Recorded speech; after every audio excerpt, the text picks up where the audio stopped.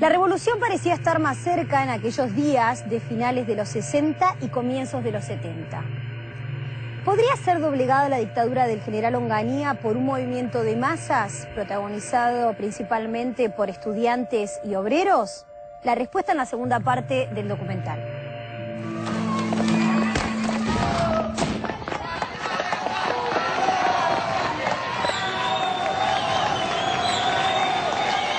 Miles de trabajadores, estudiantes e incluso vecinos de clase media ocupan la ciudad. Controlan alrededor de 150 manzanas. La policía, desbordada, se repliega y abandona las calles.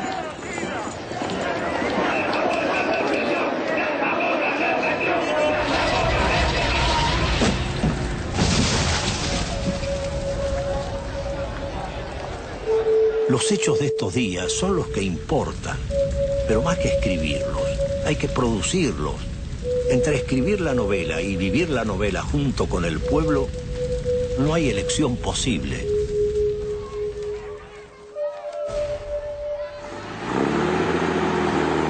Noticiero 13 en la ciudad de Córdoba, en la avenida principal que da acceso al radio de la ciudad capital en momentos en que hace su entrada el ejército para hacerse cargo de la situación en la ciudad. A media tarde, el ejército ingresa a la ciudad y al caer la noche, los combates recrudecen, ignorando el toque de queda. Me pareció ser jefe del ejército británico durante las invasiones inglesas. La gente tiraba de todo desde sus balcones y azoteas. Lo que sucede siempre en Barrio Clínica. Los estudiantes se suben a las azoteas de todos los domicilios de aquí. Por eso es tan difícil tomar el Barrio Clínica cuando es ocupado. Obreros de luz y fuerza cortan la iluminación pública, dejando a la ciudad a oscuras. Francotiradores disparan desde los techos.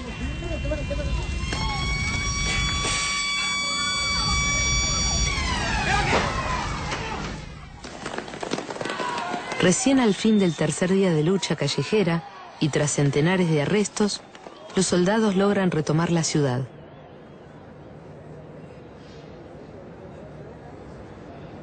Se cuentan 2000 detenidos y más de 400 heridos. En cuanto a los muertos, aún hoy no hay una cifra precisa. Pueden haber sido 60 los caídos durante el Cordobazo. Los tribunales militares condenan a prisión a Tosco, a Elpidio Torres y a otros 30 dirigentes.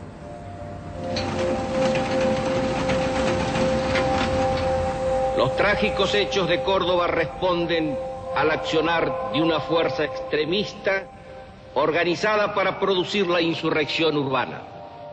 Allí están reflejados en víctimas y en sangre, en humo y fuego, en barricadas y destrucción, los únicos propósitos de los insurrectos.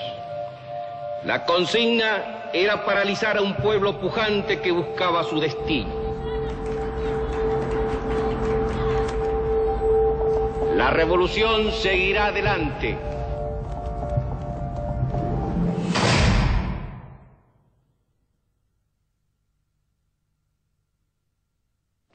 La embestida de Onganía contra los sindicatos no se detiene. Anula y desconoce convenios, reduce sueldos y numerosos dirigentes son encarcelados. El 27 de agosto, las dos CGT convocan a un nuevo paro nacional.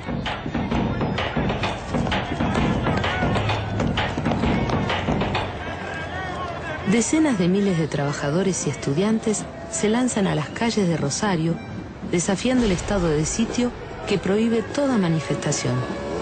En adhesión, se producen graves disturbios en Chipoleti y La Plata, ocupación de fábricas en Córdoba y atentados en Santa Fe y Bahía Blanca. Solo después de una larga lucha, tropas al mando del por entonces coronel Fortunato Galtieri retoman el control de Rosario.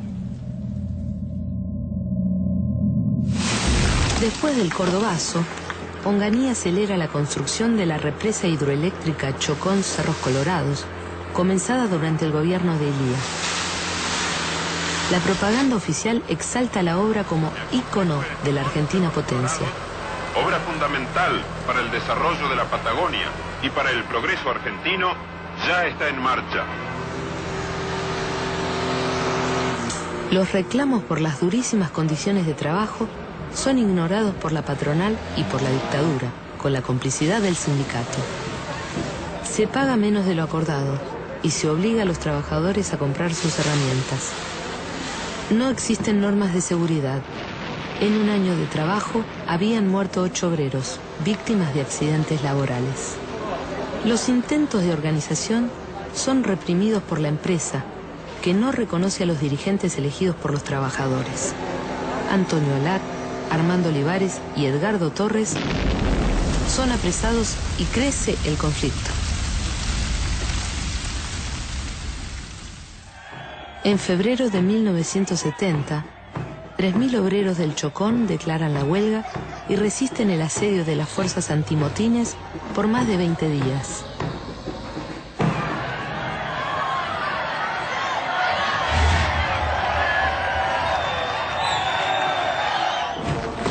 El 18 de junio de 1970, las Fuerzas Armadas ya no confían en Onganía y lo obligan a renunciar. El general Roberto Levingston lo reemplaza a la presidencia. Juro por Dios nuestro Señor y estos santos evangelios, desempeñar con lealtad y patriotismo el cargo de presidente. En junio de 1970, una nueva revuelta en Tucumán es reprimida por tropas al mando del por entonces coronel Jorge Rafael Videla. En marzo de 1971, Levingston designa gobernador de Córdoba al dirigente conservador José Camilo Uriburu. Cuando la CGT responde convocando a un nuevo paro, el gobernador Uriburu afirma: confundida entre la múltiple masa de valores morales que es Córdoba por definición, se anida una venenosa serpiente cuya cabeza pido a Dios me depare el honor histórico de cortar de un solo tajo.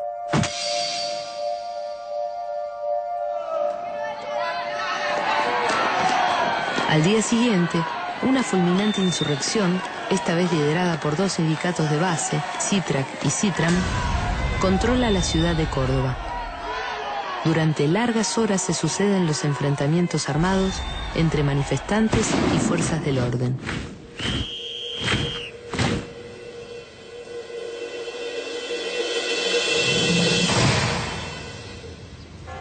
El gobernador Uriburu renuncia y una semana después, el 22 de marzo de 1971, el presidente Levingston es reemplazado por el general Alejandro Lanusse.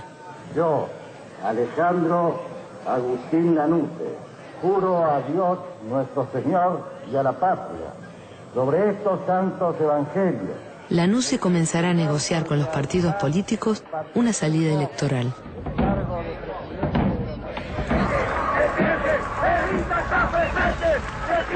A lo largo del año 1972, el gobierno militar en retirada afronta nuevas puebladas en Rawson, Mendoza, Tucumán, General Roca y Trelew.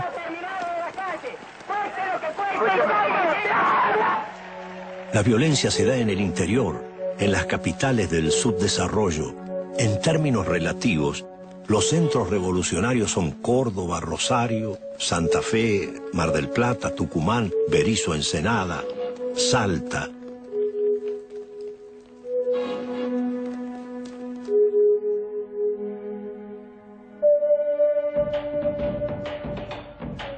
Sería muy pobre dar una respuesta sobre el papel que debe tener el sindicalismo, sino que lo que tenemos que pensar es que se viven épocas de milicia, épocas de combate y épocas de emergencia.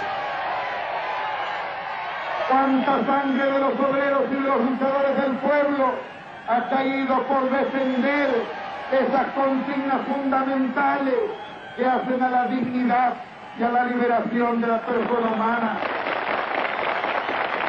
A esos compañeros que han caído a lo largo y a lo ancho de nuestra patria, este plenario les rinde su homenaje y compromete la continuidad de la lucha sobre la sangre caliente que ellos derramaron. A partir del contagio insurreccional de las puebladas, la revolución ya no parecía ser un sueño.